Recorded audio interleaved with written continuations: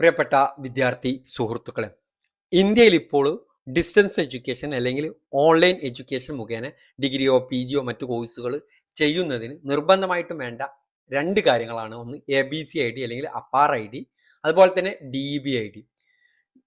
ABC-ID academic bank of credit ID അതെങ്ങനെയാണ് create ചെയ്യേണ്ടത് എന്നുള്ള വീഡിയോ നമ്മൾ യൂട്യൂബിൽ അപ്ലോഡ് ചെയ്തിട്ടുണ്ട്. അതിൻ്റെ ലിങ്ക് ഞാൻ ഡിസ്ക്രിപ്ഷൻ ബോക്സിൽ നൽകുന്നുണ്ട്. മറ്റൊരു ഐഡിയ ആണ് DEB, ഡിസ്റ്റൻസ് എഡ്യൂക്കേഷൻ ബ്യൂറോയുടെ ഐഡിയ ആണ്. ഇത് ഡിസ്റ്റൻസ് എഡ്യൂക്കേഷനിൽ അഡ്മിഷൻ എടുക്കണമെങ്കിൽ നമുക്ക് DEB-IDയും ABC-IDയും വേണം. അപ്പോൾ അതെങ്ങനെ ക്രിയേറ്റ് ചെയ്യാം എന്നതിനെ കുറിച്ചാണ് നമ്മൾ ഈ വീഡിയോയിൽ പറയുന്നത്.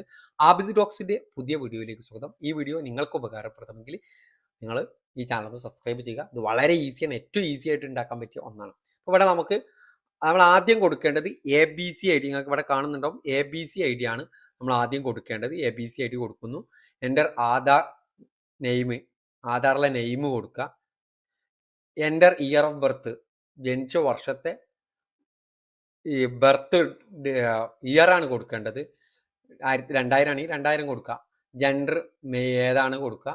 പിന്നെ കൺസെൻറ്റ് ഗിവൺ ബൈ സെൽഫ് കൊടുത്തു കഴിഞ്ഞാൽ പിന്നെ ഇത് നമ്മൾ കൊടുക്കേണ്ട. ഇത് എൻ്റെ പ്രൊവൈഡർ നെയിം വേണ്ട, എൻ്റെ പ്രൊവൈഡർ ഒതൻറ്റിക്കേഷൻ മോഡ് വേണ്ട, എൻ്റെ പ്രൊവൈഡർ ഒതൻറ്റിക്കേഷൻ ID നമ്പർ വേണ്ട, എൻ്റെ കൺസെൻറ്റ് റിലേഷനും വേണ്ട.